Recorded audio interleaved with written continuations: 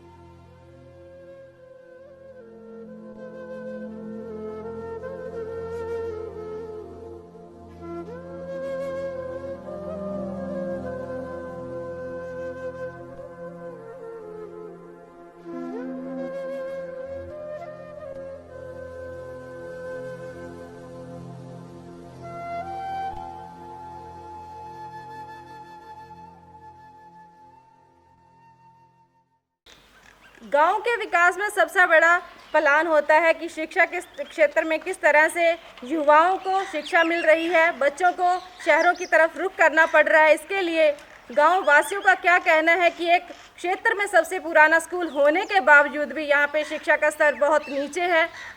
ये हमारा पहला सवाल रहेगा गांव के निवासी से कि यहाँ के लोग शिक्षा के लिए कहाँ तक जा रहे हैं। यहाँ के लोग शिक्षा प्राप्त करने के लिए यहाँ पे तो अपने इलाके के जो स्कूल हैं आसपास में, बड़े शहरों के अंदर जो स्कूल है वहाँ तो पढ़ रहे हैं। यहाँ के बच्चे, इस गांव के बच्चे फॉरेन में भी पढ़ाई करने के लिए जा रहे हैं, अदर कंट्रीज़ में वो स्टडी के लिए जा रहे हैं। तो लेकिन ये हमारे इस जो सरकारी स्कूल हैं जितने भी, उनके अंदर आजकल मीडिया प्रचार प्रसार का युग है, कंप्यूटर का युग है, वो सुविधाएं उपलब्ध नहीं है बच्चों को स्टडी के अंदर जो उनको मिलनी चाहिए, जो बच्चे आजकल की नई जनरेशन मांग रही है। तो इसलिए बच्चों को गांव से बाहर का रुख करना पड़ रहा है। क्या अभी भी विकास अभी इस गांव से दूर है कि इन्हें शिक्षा के लिए बाहर जाना पड़ रहा है? और क्या गांव में अभी भी जनसंख्या कम होने की वजह से या प्राइवेट सेक्टरों के बड़े हिस्से को इन्होंने अपना लिया है कि इन्होंने प्राइवेट स्कूलों में पढ़ाई के लिए जाना पड़ रहा है? तो हम आगे पूछना चाहेंगे कि किस तरह से यहाँ के बच्चे अपनी शिक्षा को लिए और इन दूर दराज के क्षेत्रों में पहुँच रहे हैं।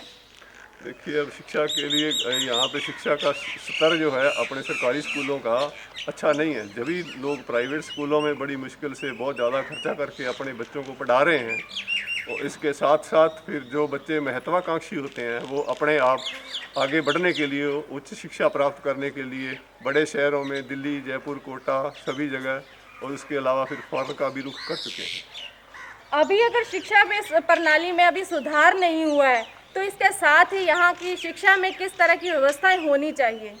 देखिए, आजकल कंप्यूटर का युग है। बच्चों के लिए स्कूल में पढ़ाई के लिए कंप्यूटर हुआ, और मीडिया के और इतने प्रचार प्रसार के जो साधन है सभी का ज्ञान हो, तो शिक्षा तो अपने पुराने हिसाब से 47 के हिसाब से ही चल रही है। तो आज दुनिया कहाँ की पहुँच गई, लोग चांद से भी आगे निकल गए, तो हमें तो वही ज़मीन पे ही बैठे हैं उसी जगह। तो फिर शिक्षा बच्चे जो इंटेलिजेंट बच्चे हैं वो उसी जगह रुकना पसंद नहीं करते कभी। शिक्षा के अभाव में हम सबसे ज़्यादा किस क्राइम की तरफ बढ़ रहे हैं, किस अछूते पवांटों पर बढ़ रहे हैं कि हमें उन शिक्षा के क्षेत्र में बढ़ने के लिए उन्हें किस दिशा में देना चाहिए? देखिए, शिक्षा एक अपने आप में अपने एक बहुत बड़ा ज्ञान है। शिक्षा वो अपने आप ही अपने मोटिवेट करती है, लेकिन जब शिक्षा का म्यार अच्छा नहीं है, शिक्षा अच्छी नहीं मिलती सभी को, तो लोग बेकारी की तरफ बढ़ रहे हैं। बेकारी के बाद नशे वगैरह और फिर और कई गलत धंधों में पड़ रहे हैं। नई जनरेशन है जो खराब हो रही है। बहुत बहुत शुक्रिया आपका। मैं आगे जानना चाहूँगी कि अगर शिक्षा की तरफ कमियां आ रही हैं, उसे सुधारने के लिए बेरोज़गारी सबसे बड़ा मुद्दा है यहाँ पे। तो बेरोज़गारी किस स्तर पे है? बेरोज़गारी मिटाने के लिए क्या प्रयास किए जा रहे हैं? आपसे मेरा सवाल है कि जब जो गांव है हमारा, वो कृषि प्रधान क्षेत्र में आता है, तो यहाँ पे रोज़गार के लिए क्या व्यवस्था है? रोज़गार के लिए लोग कहाँ तक पहुँचते हैं? ये गांव किसानों का है। किसान खेती करते हैं। तो किसानों की इतनी आमदन नहीं है जितनी सरकार समझ रही है। तो पानी पूरा मिलता नहीं, महंगाई बहुत ज़्यादा हो गई है, इसलिए बेरोजगारी जो बढ़ रही है। तो किसान इतना बच्चे को पढ़ा भी नहीं सकता, खर्चा उसके पास इतना होता नहीं, तो किसान को पढ़ाना मुश्किल हो जाता है बच्चे। तो फसलों के साथ ही किसानों के लिए क्या चुनौतियां हैं? कौन सी वो फसलें हैं जिनको वो बोता है और अपने परिवार की परवरिश करता है? फसलें सावनी की फसल है, नरमे की फसल है, गवारा है, मूंगी है और चारा वगैरह। खाड़ी की फसल है, कणक है, जौ है, चना है, सरसों है। और ज़्यादा फसल बजाई कर नहीं सकता, पानी पूरा उपलब्ध नहीं होता, इसलिए किसान को बहुत ज़्यादा दिक्कतें आ रही है। डीजल बहुत महंगा हो गया है, खाद वगैरह बहुत महंगी हो चुकी है, इसलिए किसान परेशान है। बहुत बहुत शुक्रिया आपका। अब मैं जानना चाहूँगी कि हर तरफ महंगाई है, जो सब्जियों के रेट इतने दाम आसमान छूने लगे हैं, इसके साथ ही पेट्रोल के दाम हैं। इस बात को आगे लेते हुए किसानों पर किस तरह से प्रभाव पड़ रहा है, इसके लिए मैं जानना चाहूँगी आपसे कि महंगाई बढ़ने से घर की जो पहले के हालात थे और अब में क्या अंतर आ गया है? महंगाई का सबसे बड़ा कारण सरकार ने किसानों को भावों को कुछ नहीं दिया। किसान के भाव जस के तस हैं और जो सरकारी नौकरियों में थे उनके कहीं के कहीं भाव तनख्वाह वगैरह चली गई, इसलिए किसान पिट रहा है। किसान का जब भी समर्थन मूल्य बढ़ाते हैं तो 10 से 20 से ज़्यादा नहीं करते, जब 50 कर देते हैं। अगर किसी सरकारी अधिकारी या सरकारी कर्मचारी की तनख्वाह बढ़ती है तो दुगनी से तिगनी, 7वां वेतन योग, 6वां वेतन योग। इससे किसान भी उनके साथ अपना पाव से पाव मिलाने की करता है, तो किसान इससे खुशहाल नहीं होगा, इससे निराश ही होगा। तो पहले के समय में और अब में क्या बदलाव आए हैं कि पहले भी लोग कृषि कर रहे थे, आज भी कृषि पे ही निर्भर है, तो इसमें क्या बदलाव हुए हैं? पहले किसान कृषि करता था तो वो कुदरत पर ही निर्भर था।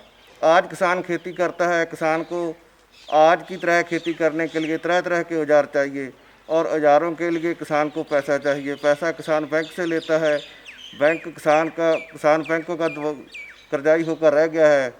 अगर वो किसान अपने खेत के लिए कोई औजार वगैरह नहीं लेता तो उसको खेती अच्छी नहीं होती। पुराने ढंग से खेती संभव नहीं है। बहुत बहुत शुक्रिया आपका।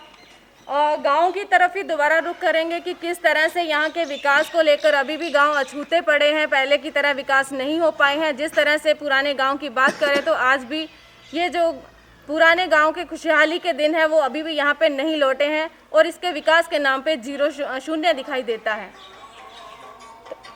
आपसे मैं जानना चाहूँगी कि चुनाव के बाद क्या हर साल यहाँ पे जिस तरह से चुनावों के टाइम वादे किए जाते हैं, क्या आज भी यहाँ पे वादों पे ही अपना गांव का विकास हो रहा है? चुनाव के वक्त तो बहुत तरह के वादे होते हैं, पर वो वादों में रह जाते हैं।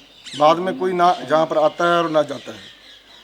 हमारा तो गांव बहुत पिछड़ा वर्ग है, सबसे पिछड़ा हुआ है। ना कोई पानी की सुविधा है पीने के लिए। स्कूल भी जो 8वीं तक की है 10वीं तक नहीं है, दूर दूर जाना पड़ता है स्कूल के लिए भी। बेरोजगारी सबसे ज़्यादा हमारे गांव में है। सबके पास ज़मीन भी थोड़ी थोड़ी है, खेती के लिए किसान मजबूर है और कुछ कर नहीं सकता। कर्जे थले दबा हुआ किसान आत्महत्या को मजबूर है। हमारा किसान तो बहुत ही दुखी है। जिस तरह से पुराने आपके यहाँ पे सरपंच रहे हैं, उनके द्वारा कुछ ऐसे कोई आप 5 काम बता सकते हैं कि आज तक गांव में किए गए हो? पिछले 5 वर्षों में सिर्फ एक खड़वंजा लगा जी, और कुछ नहीं हुआ हमारे गांव में। सड़क निर्माण का बस यही काम हुआ, इतने वो भी बेकार है जी। बस कुछ भी नहीं है किया उस 5 साल में, तो रह गया वैसे ही रह गया वो। 5 साल का 75 साल में आज तक खड़वंजा लगा है। तो अभी का जो सरपंच है, आज का अभी चुनाव के टाइम उसने भी वादे किए होंगे, तो क्या उसमें कुछ उन्होंने लालच दिया कि इस बार वो काम पूरे अधूरे होंगे? नहीं, अभी तो चलो कोरोना चलती थी इसलिए उनको बार भी उनके पास भी बहाना है, पर आगे देखते हैं वो क्या करते हैं। बहुत बहुत शुक्रिया आपका। आपने बताया कि किस तरह से गांव का विकास आज भी अधूरा है और सपने जो हैं गांव को दिखाए जाते हैं। 5 साल बार बार पार्टियां बदली जाती हैं, बार बार दल बदले जाते हैं, लेकिन विकास कागजों में ही रह जाता है। अभी हम बात करेंगे गांव के मेंबर से, वार्ड पंच तो जिन्होंने पहले तो गांव के लिए बहुत बड़ी बात है ये कि निर्विरोध यहाँ पे वार्ड पंच को चुना जाता है। उसका कोई बड़े भरोसे के साथ गांव में इसका चुनाव होता है, जिसमें कोई कॉम्पिटिटर नहीं, उसको एक भरोसे के साथ 5 साल के लिए चुनाव में उतारा जाता है। तो इनसे बात करेंगे कि वो कौन से वादे हैं कि ये भी 5 साल में पूरे करने वाले हैं। हमारे गांव में कुछ भी नहीं है अभी तक, ना कोई पानी की सुविधा है, ना कोई सड़कों वगैरह है, ना कोई स्कूल में भी कोई सुविधा नहीं है। बच्चे पढ़ने के लिए दूर दूर जाते हैं और बच्चों के माँ बाप को भी परेशानी आती है। हमारे बच्चे जिनके पास पैसा नहीं है वो भी बच्चे बड़ी मुश्किल से पढ़ाते हैं। लेकिन हम क्या कह सकते हैं कि इस 5 सालों में हमारे गांव में कुछ ना कुछ तो बने, लेकिन कोई ना कोई तो बनाए। लेकिन अब हमारे गांव में जो सरपंच बने हैं वो सरपंच कहते हैं कि हम सड़क बनवाएंगे और आपको पानी की सुविधा देंगे। तो इसके लिए आपने कोई प्रयास किए हैं अभी तक कि कहीं शिकायत की है, कोई लेटर लिखा है, पत्र लिखा है? हाँ जी, हमने अभी लेटर लिखा है, उनको कहा है कि जो अपनी दुर्गा मंदिर वाली रोड है वो हमारी बहुत मुश्किल है। उधर बच्चों को बहने वाला आने जाने की समस्या बहुत ज़्यादा है और गांव में पानी की सुविधा भी नहीं है, भी उसकी भी समस्या हल करो। इसलिए ये अपने सरपंच साहब को मैंने आदेश दिए।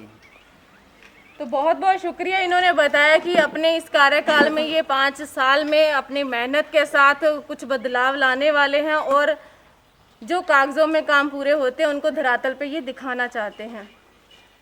आपसे हम जानना चाहेंगे कि एक किसान होने के नाते आप किस तरह से अपने क्षेत्र को देखते हैं और कौन से बदलाव लाना चाहते हैं? बदलाव तो सभी तरीके से होना चाहिए। बदलाव आ नहीं रहा। खेती के लिए नए नए साधन होने चाहिए, कुछ बदलाव नहीं हो रहा है। आपको क्या लगता है कि कौन से बदलाव हैं जो जिससे फसलों की ज़्यादा उपजाऊ बनाया जाए, जो कम समय में कम पानी में हो? यहाँ पर कोई गाइड नहीं कर रहा, क्योंकि यहाँ की दवाई की सुविधा जो प्रदान करे, अच्छी स्प्रे के लिए अच्छा गाइड करे, कोई ग्राम सेवक यहाँ पर पहुँचते ही नहीं है। कोई बीज वगैरह के लिए बता नहीं रहा भी अच्छा बीज ये बीजो वो बीजो, नया किस्म का बीज भेजो, कोई नहीं बता रहा। तो नया बीज आएगा, नई स्प्रे बताएगा तो फसल के लिए अच्छा फायदेमंद रहेगा।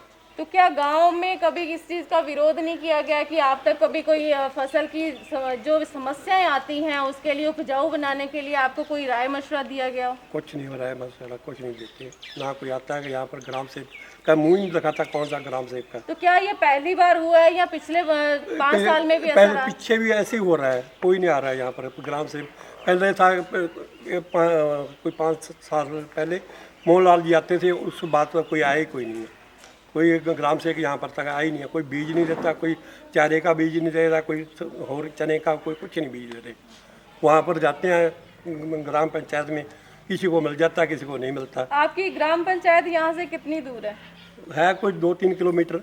2-3 किलोमीटर का आपको सफ़र भी तय करना पड़ता है, वहाँ तक पहुँचना भी पड़ता है। लेकिन 8 किलोमीटर ऊपर से 8 किलो, सीधा 3 किलोमीटर समझ लो। तो वहाँ की जो सुविधाएं हैं ग्राम पंचायत तक आपको यहाँ तक वो गांव तक नहीं पहुँचती है और यहाँ पे कोई अच्छे वहाँ किसानों के लिए कोई व्यवस्था नहीं है। किसानों के जो होती है तो ग्राम पंचायत के वहाँ के कामों को किसानों को दे देते हैं वो, इस गांव के लिए नहीं कुछ भी दे रही है।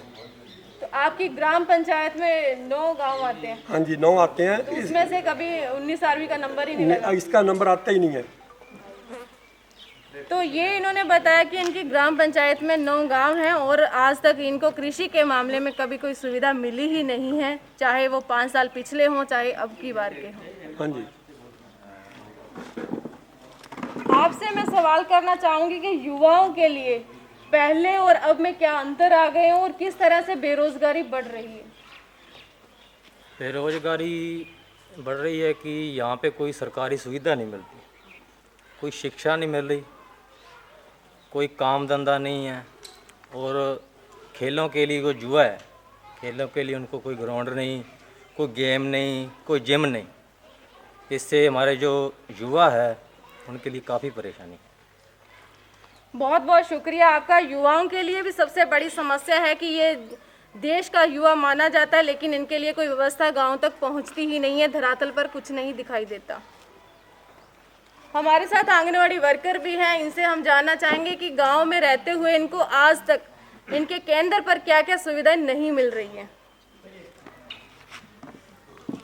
आंगनबाड़ी से हम परेशान भी बहुत हैं, ना पानी है, ना बिजली है, ना शौचालय है, कोई सुविधा भी नहीं हमें मिल रही। बच्चों को भी इसलिए माँ बाप नहीं भेज रहे, गर्मी में भी बहुत मुश्किल आती है। क्या कभी इसकी शिकायत की गई है? करते हैं, कोई सुनाई नहीं हो रही। तो कभी लिखित में दिया है? हाँ जी। क्या ऐसा भी कोई केंद्र है जिसमें कोई ग्राम पंचायत में शौचालय तक नहीं है, लाइट तक नहीं है? कैसे वो बच्चे वहाँ पे आते हैं, कैसे वो महिलाएं केंद्र चला रही हैं? इसके लिए भी बहुत बड़ी खामी है कि वो एक ग्राम में रहते हुए भी, पंचायत में रहते हुए भी उनके तक कोई सुविधा नहीं पहुँच पा रही है। हमारे साथ ग्राम की महिला है, हम उनसे जानना चाहेंगे कि वो एक घर चलाती हैं, परिवार चलाती हैं, उनको परिवार चलाने समय किस तरह की समस्या गांव में आती है। पानी को बता रहे थे ना। हमारे गांव में पानी नहीं आता है पीने के लिए, हम जो खाले में आता है वो पानी पीते हैं, साफ पानी नहीं है। तो आपको नहर का पानी जो है वो पीने में यूज करते हो और साफ पानी यहाँ पे नहीं मिल रहा? नहीं मिलता। हमारे साथ आंगनवाड़ी की आशा सहयोगन भी है, मैं उनसे जानना चाहूँगी कि या इस ग्राम में अभी तक कोई मिनी सेंटर नहीं है, स्वास्थ्य केंद्र नहीं है उपचार के लिए। क्या इनको लगातार कि अगर कोई छोटी मोटी बीमारी होती है तब दूर दराज के क्षेत्रों में जाना पड़ता है, उसके लिए इनके क्या प्रयास हैं? हम चाहते हैं कि हमारे गांव में स्वास्थ्य केंद्र बने और सभी को प्राथमिक जो स्वास्थ्य की मतलब दवाई है मिलती है। अभी जो समस्याएं आती हैं कि जिस तरह से आप महिलाओं के साथ काम करती हैं, तो उनमें उनको आप उपचार के लिए कैसे व्यवस्था करवाती हैं? उनको जहाँ तो 14 अरबी पटिया में स्वास्थ्य केंद्र है वहाँ भेजते हैं और डिलीवरी के लिए, और जहाँ वैसे तो वो गैसिमपुर में सामुदायिक केंद्र में जाते हैं। वहाँ तक पहुँचने के लिए महिलाओं और बच्चे और सीनियर सिटीजन के लिए क्या व्यवस्था कि वो कैसे किस साधन से पहुँचती है वहाँ पे? वो जहाँ तो 108 में जाते हैं और जहाँ खुद का साधन लेके जाते हैं।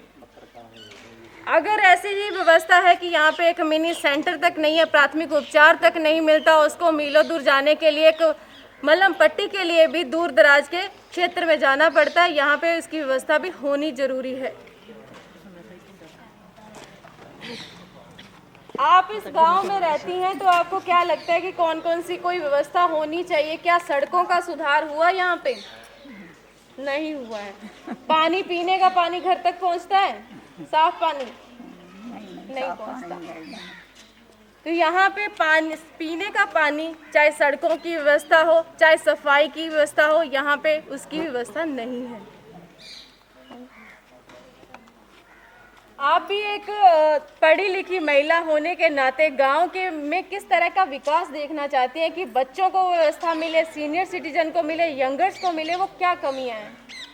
सबसे पहले तो मैं स्कूल के बारे में कहना चाहूँगी कि हमारा स्कूल मिडिल तक ही है, जो माध्यमिक और उच्च माध्यमिक होना चाहिए, जिससे गांव की लड़कियों को सुविधा मिल सके, क्योंकि लड़कियां के लिए कोई भी यहाँ पे ना तो बस की सुविधा है, ना अच्छी सड़क है, तो प्राइवेट साधनों पे बच्चियों को भेजना पड़ता है, जिसमें से आधी बच्चियाँ पढ़ने से वंचित रह जाती हैं।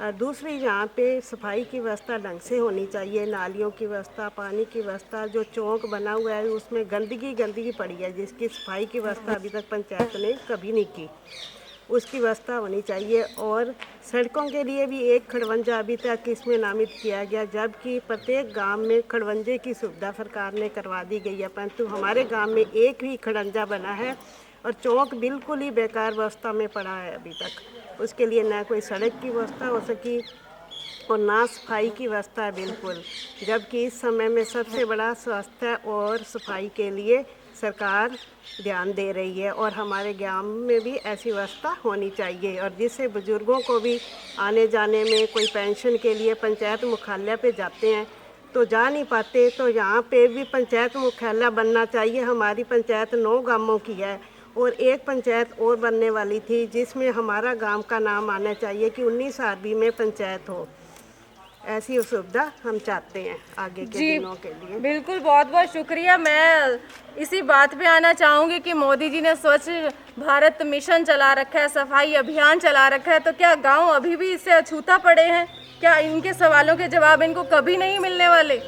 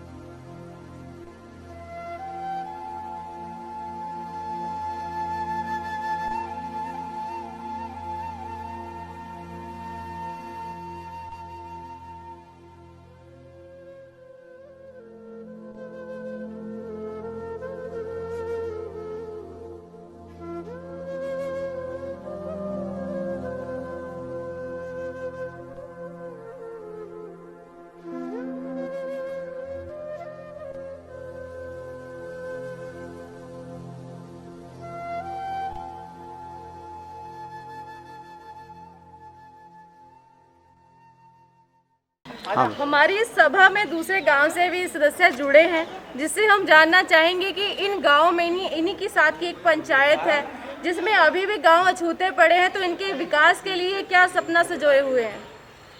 ऐसे हैं यहाँ पर गरीबी ज़्यादा, गरीबी रेखा में ज़्यादा है लोग। ज़मीनें हैं वो भी थोड़ी थोड़ी है, उनमें पानी भी नहीं आता है। पानी के बारे में मेन तो है पानी। ये किसानों को पानी मिलेगा तो खुशहाल होएंगे, भारत खुशहाल होएगा। दूसरा नंबर ये है कि जो गरीब है उनके पास खंडर मकान है, उनको मकान नहीं मिल रहे, वो कि पता नहीं किसी हालत में कैसे जी रहे हैं, लेकिन वो भगवान के भरोसे ही है। क्या कभी आपको कोई सरकारी योजना का लाभ मिला? योजना का लाभ का बात है दूर, बात ही नहीं करते। वो अपनी सेटिंग बिठाए हुए उनको दे रहे हैं, कोई पैसा ले लिया दे दिया, उनको उनके साथ हो रहा है। आपसे मैं जानना चाहूँगी कि आप भी एक किसान पुत्र हैं, किसान हैं, तो क्या कभी आपने कोई किसानी ऋण या कोई योजना का लाभ उठाया? हमको कोई लाभ नहीं मिल रहा है जी। दिल्ली में इतना रौला पै रहा है, कोई नहीं सुन रहा, कोई भी यहाँ नेता नहीं आ रहा। बहुत समस्या बड़ी है किसानों के लिए। हमारे साथ आज के युवा भी हैं, मैं इनसे पूछना चाहूँगी कि युवाओं के लिए क्या समस्या है, उनको पढ़ाई के लिए बाहर क्यों जाना पड़ता है? आजकल की युवा पीढ़ी पढ़ाई के लिए बाहर इसलिए जा रही क्योंकि यहाँ पर शिक्षा का स्तर बहुत ज़्यादा नीचे है और जो बेहतर शिक्षा चाहिए स्मार्ट क्लासेस है वो क्लासेस नहीं मिल रहे गवर्नमेंट स्कूल में, तो इसलिए बच्चे वो बाहर जा रहे हैं क्योंकि उनको प्रैक्टिकल नॉलेज चाहिए यहाँ बजाय थ्योरेटिकल। तो क्या अभी भी जैसे दिल्ली में केजरीवाल सरकार ने किया कि वो सरकारी स्कूलों में ऐसी व्यवस्था लेके आ गई कि वो प्राइवेट स्कूलों में भी नहीं है, तो क्या आप अपने गांव के स्तर में नहीं देखना चाहते कि हमारे गांव के बच्चे भी उनमें पढ़े? जरूर देखना चाहेंगे, अगर हमारे गांव के बच्चे उसमें पढ़ेंगे तो वो आगे जाके, क्योंकि ये देश का भविष्य है, अगर वो पढ़ेंगे तो देश के लिए अच्छा ही होगा। बहुत बहुत शुक्रिया। आपसे मैं जानना चाहूँगी कि गांव के लिए बहुत सारी योजनाएं आती हैं, तो क्या कभी आपको किसी ने ग्राम पंचायत में या किसी ने सदस्य ने आपसे कांटेक्ट किया या किसी योजना का आपने लाभ लिया? नहीं, कोई लाभ नहीं, कोऑपरेटिव। कृषि के लिए आपको किस तरह की कोई व्यवस्था की जाती है? कोई बीज खाद के लिए आपको सुझाव दिए जाते हैं या आपको गांव के स्तर पे कोई मदद मिलती है? कोई आप अपनी तरफ से बताइए कि गांव में कैसी व्यवस्था होनी चाहिए और क्या सुधार की आवश्यकता है? सारी सुधार की व्यवस्था चाहिए, सड़क नहीं है, पानी की व्यवस्था चाहिए। सबसे बड़ी समस्या पानी की है। क्या पीने का पानी आज भी घरों तक साफ नहीं मिल पा रहा है? नहीं मिल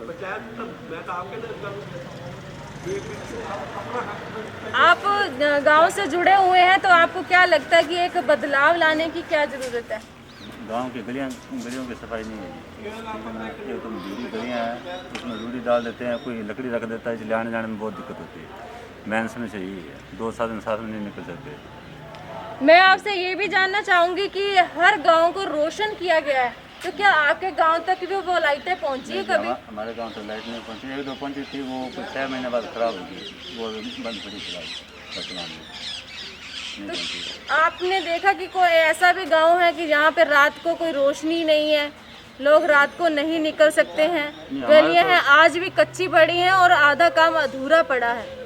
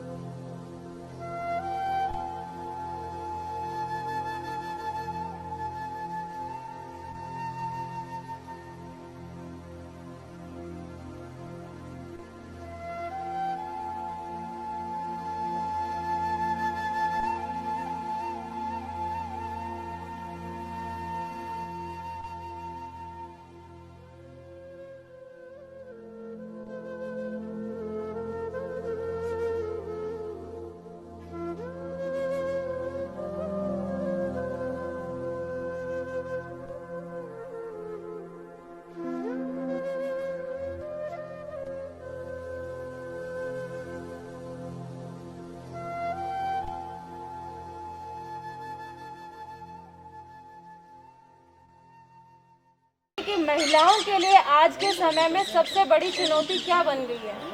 अभी जी चुनौती है बन गई है साडा साल दे विच ना 10 दिन 20 दिन ही नरेगा चलदा, साडा नरेगा नहीं जी चलदा पूरा। एक साडे जी लोन गरीबां दे कोठे ढहण नूं फिरदे, साडे लोन नहीं आए, अद्धियां दे आए, अद्धे तो नहीं आए, साडी ये समस्या है। तो घर चलाने के लिए सबसे बड़ी अभी रोजगार की समस्या के लिए जिस तरह से नरेगा काम कर रहा था, उसमें ये भी है कि 20 दिन से ज़्यादा आपको काम पे बुलाया ही नहीं जाता। तो आपको लगता है कि इसको 100 दिन का जो काम था इसको रेगुलर किया जाए, डेली वेतन की व्यवस्था हो और डेली आपको काम पे बुलाया जाए। ਸਾਡੀ ਗਰੀਬਾਂ ਦੀ ਰੋਜ਼ਗਾਰੀ ਸਾਨੂੰ ਜਿੰਨੇ ਸਾਨੂੰ ਸਰਕਾਰਾਂ ਨੇ ਮਨਜ਼ੂਰ ਹੈ ਸਾਨੂੰ ਮਿਲਣੀ ਚਾਹੀਦੀ ਠੀਕ ਹੈ। ਬਾਕੀ ਗਰੀਬਾਂ ਦੇ ਜਿਹੜੇ ਕਮਰਿਆਂ ਦੇ ਲਾਉਣ ਆਉਂਦੇ ਸਾਨੂੰ ਉਹ ਮਿਲਣੇ ਚਾਹੀਦੇ। इसके अलावा कौन से सुधारों की आवश्यकता है जो महिलाओं को आज भी परेशानी होती है? हाँ जी, एक पानी नहीं जी सानू साफ होगा, बस सीधा वहीं तुरिया वाला पानी सानू फिल्टर होना मिलना चाहिए गरीबां को। तो ये जो आज भी गांव के हालात हैं कि यहाँ पे पीने का पानी आज भी स्वच्छ नहीं है, नहरों के पानी का इस्तेमाल करना पड़ रहा है और अभी भी इनको स्वच्छ पानी नहीं पहुँच रहा है।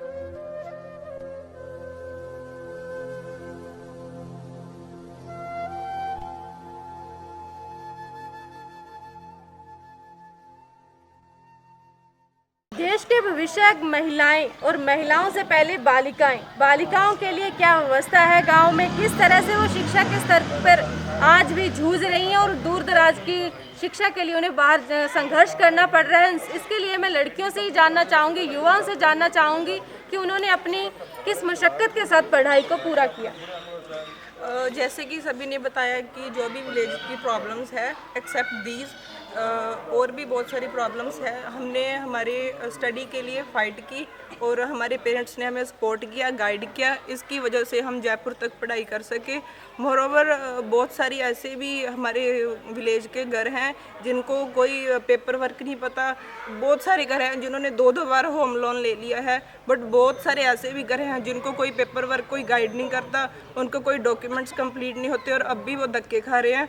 इसके बावजूद बहुत सारी स्कीम्स जो लड़कियों के लिए पॉलिसीज़ और बेनिफिट्स दिए जाते हैं वो कोई अवेयर नहीं है, उनको कोई गाइड नहीं करता और जो मीडिएटर है वो ही इसका फ़ायदा ले रहे हैं, उनको कोई मिलता। जैसे और भी बहुत सारे गर्ल्स के लिए जैसे सैनिटरी पैड्स हो गए और सारी फूड सप्लीमेंट्स जो उनके लिए प्रोवाइड करवाए जाते हैं गवर्नमेंट के लिए थ्रू, उनको उनके तक पहुंचाए नहीं जाते। ये सभी प्रॉब्लम्स उनको फेस कर रही हैं और सबसे बड़ी बात तो ये है कि वो उनके लिए अवेयर भी नहीं है, उनको पता ही नहीं है भी उनके कौन कौन से उनके लिए फ़ायदे के लिए गवर्नमेंट पॉलिसीज़ और प्रोग्राम्स बना रही हैं। तो क्या आपको लगता है कि आज भी ऐसी लड़कियां हैं, युवा लड़कियां हैं जिनको पढ़ाई शहरों तक नहीं पहुंचने के कारण उनको आज भी घर में बैठना पड़ता है और वो शहरों तक नहीं पहुंच पाती हैं?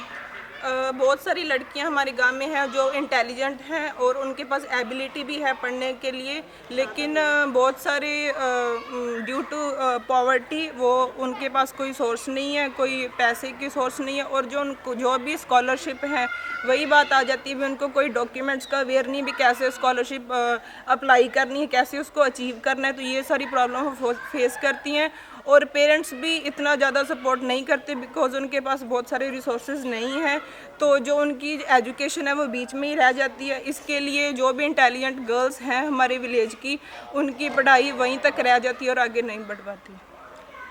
इसके साथ ही अगर महिलाओं की बात सुरक्षा की जाए तो सुरक्षा, हर घर में हिंसा का कोई ना कोई मुद्दा होता है। तो क्या यहाँ पे भी आपको कभी लगा है कि महिलाओं की सुरक्षा के लिए जो कानून बने हुए हैं, क्या उसकी कभी पालना हुई है? क्या आप लोगों को कहीं जाना पड़ता है? अभी तक हमारे गांव में ऐसी कोई प्रॉब्लम नहीं आई। जैसे किसी कोई लड़की हिंसा की शिकार हो, पेरेंट्स बहुत सपोर्टिव है। बस एक ही बात की प्रॉब्लम है कि उनके पास कोई रिसोर्सेज नहीं है। ड्यू टू पॉवर्टी वो अपनी एजुकेशन नहीं कंप्लीट कर सकते। अदरवाइज़ हमारे गांव में ऐसी कोई प्रॉब्लम नहीं आई जिसके कारण उनको हिंसा फेस करनी पड़े। बहुत बहुत शुक्रिया। मैं आगे जानना चाहूँगी कि लड़कियों को पढ़ाई के लिए यहाँ पे कोई व्हीकल नहीं है, उनको किस तरह से संघर्ष करना पड़ता है? कोई साधन नहीं है, यहाँ से जाते तो किस तरह से वो संघर्ष करती हैं? उन्हें मतलब प्राइवेट बसेस पर जाना पड़ता है और कईयों के लिए तो बहुत कॉस्टली होता है, इसलिए उन्हें अपनी स्टडी बीच में छोड़नी पड़ती है। और जिनके पास है वो तो कर लेते हैं, बट जो मतलब अंडर पॉवर्टी लाइन है तो उनके लिए बहुत ही मतलब हार्ड है। और इसके कारण मतलब स्टडी नहीं हो रही है अच्छे से, और अगर स्टडी नहीं हो रही है तो डेवलपमेंट तो वैसे ही नहीं होगा। इसलिए हमारे विलेज में ऐसा कुछ नहीं है और स्कूल्स में इतनी मतलब अच्छी पढ़ाई नहीं है, नहीं करवाई जा रही है, तो जिसके कारण डेवलपमेंट नहीं है। बिल्कुल, अभी भी अछूती वो चीज़ें पड़ी हैं कि वो विकास के दौर से बहुत दूर है। मैं आपसे ये जानना चाहूँगी कि लड़कियों में, महिलाओं में बहुत सी कला होती है कि वो घर में ही बहुत सारी चीज़ें बना सकती हैं। तो क्या आपको लगता है कि आप लोगों को कोई ट्रेनिंग सेंटर यहाँ पे खुलने चाहिए जिससे कि आप अच्छा काम कर सको? जी हाँ, ज़रूर। हम लोग चाहेंगे कि हमारे गांव में कोई सेंटर खुले। सिलाई सेंटर आजकल चल रहे हैं, वैसा भी कोई काम नहीं हो रहा हमारे गांव में। कई लोग पैसे हों जिन माँ बाप के पास, वो तो अपने बच्चे को पढ़ा लेते हैं, हमारे जैसे पढ़ाई नहीं कर पाते। ना ही आने जाने के लिए कोई साधन है, ना ही कोई पानी की सुविधा है गांव में, ना ही कोई सिलाई सेंटर या कुछ और कढ़ाई सेंटर, कुछ भी नहीं है जिससे कोई हम अपना काम कर सकें। बेरोज़गारी हैं हम तो, ना ही हमारी पढ़ाई लिखाई पूरी हो पाती है, पैसे की कमी है, बेरोज़गारी है। सबसे बड़ा गांव में स्तर है बेरोज़गारी का, जिससे कि वह बच्चियां जो हैं गांव से बाहर शहरों तक नहीं पहुंच पाती हैं। अगर वो सुविधाएं इनको गांव में ही मिले तो वो बाहर की तरफ क्यों जाएं?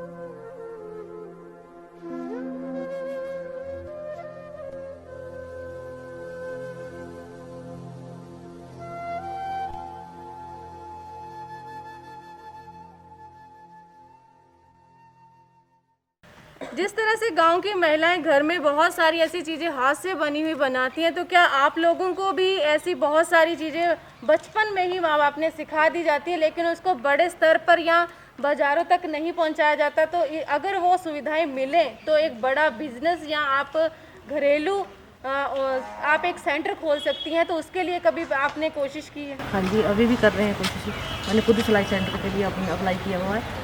अगर लोन मिल जाए तो मैं लड़कियों को फ्री में सिलाई सिखाऊंगी। सभी सारा काम कर लेती हूँ। तो गांव की अक्सर महिलाओं को देखा है कि वो सिलाई खुद करती हैं, अपने घर के जितना हो सके खुद वस्त्र सिलती हैं, तो क्या आज भी ऐसी लड़कियां हैं कि जो सीखने की लालसा में आपके पास पहुंचती हैं कि भाई उनको सिलाई सीखनी है या रोज़गार की तरफ बढ़ना है? हाँ जी, आती हैं लड़की तो सिलाई सीखने के लिए। हम खुद भी सिलाई करते हैं और चाहते हैं कि बच्ची भी, सभी लड़कियाँ सिलाई सीखें, अपना रोज़गार चलाएँ। और आज रोज़गार के बिना तो कुछ भी नहीं है। लोगों को पैसा तो है नहीं आम किसी के पास आजकल। तो मैं चाहती हूँ कि मेरा सिलाई सेंटर पास हो जाए और मैं लड़कियों को सिलाई सिखाऊँ। जी बिल्कुल, अभी भी रोज़गार के लिए महिलाओं की मशक्क़त है कि वो एक सिलाई सेंटर ही चाहे गांव में रह के खोलें, लेकिन रोज़गार उनका खुद का हो और खुद के बलबूते वो कुछ परिवार के लिए कर सके, परिवार का पालन पोषण कर सके और अपने भी खर्चे उठा सके।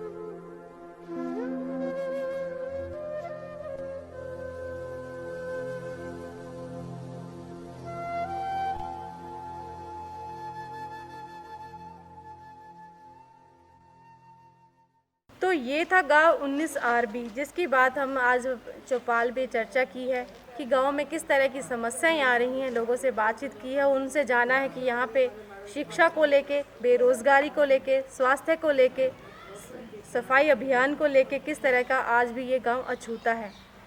अगली स्टोरी के लिए फिर मिलेंगे मिराकी वार्ता टीम के साथ। मैं ईशा शर्मा और सहयोगी कैमरामैन के साथ शंकर लाल। हमें दीजिए इजाज़त।